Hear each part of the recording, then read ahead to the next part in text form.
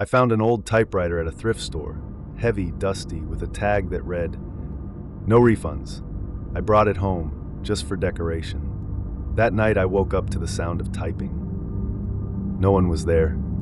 But on the paper, "You found me. I live alone." The next night, "Why did you leave me?"